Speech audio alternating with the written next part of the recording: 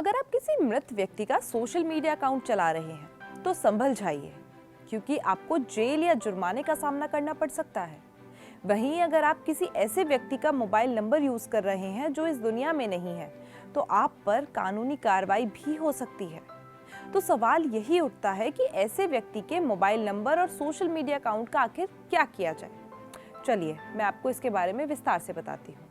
अक्सर ऐसा होता है कि घर में किसी की मृत्यु हो जाने के बाद उसका सिम निकाल लिया जाता है और कोई दूसरा उसे इस्तेमाल करने लगता है। कोई उसके व्हाट्सएप पर मैसेजेस पढ़ रहा होता है तो कोई उसका फेसबुक या इंस्टाग्राम चलाता है।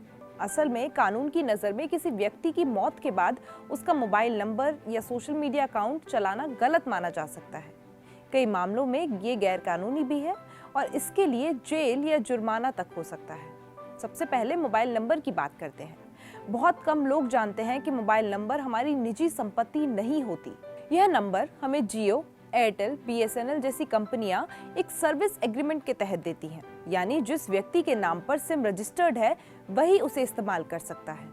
उस व्यक्ति की मृत्यु के बाद कानूनी तौर पर यह जरूरी हो जाता है कि या तो उस नंबर को बंद करवाया जाए या फिर उसे किसी कानूनी वारिस के नाम ट्रांसफर करवाया जाए।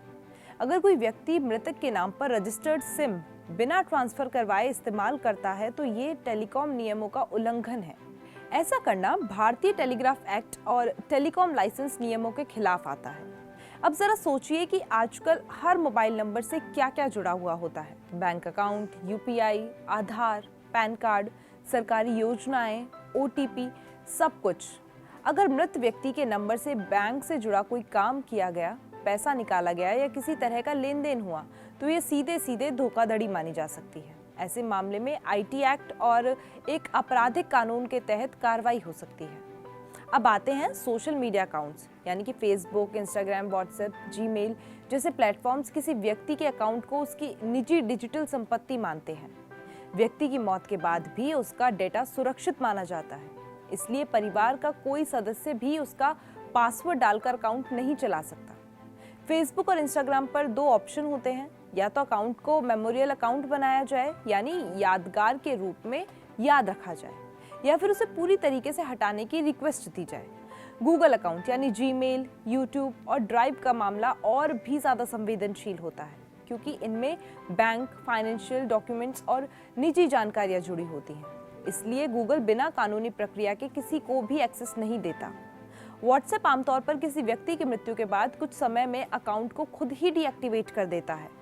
अगर कोई उस अकाउंट का गलत इस्तेमाल करता है तो उस पर कानूनी कार्रवाई हो सकती है।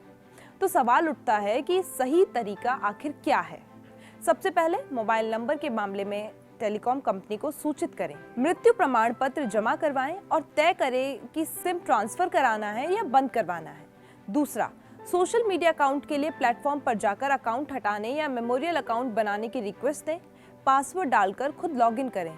तीसरा, बैंक और यूपीआई से जुड़े मामलों में तुरंत बैंक को जानकारी दें। नॉमिनी या वारिस की डिटेल अपडेट करवाएं और आरबीआई के नियमों के अनुसार खाता ट्रांसफर या बंद करवाएं।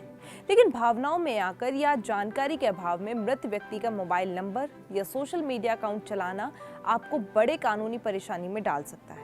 थोड़ी समझदारी और सही प्रक्रिया अपनाकर आप खुद को भी सुरक्षित रख सकते हैं और कानून का पालन भी कर सकते हैं।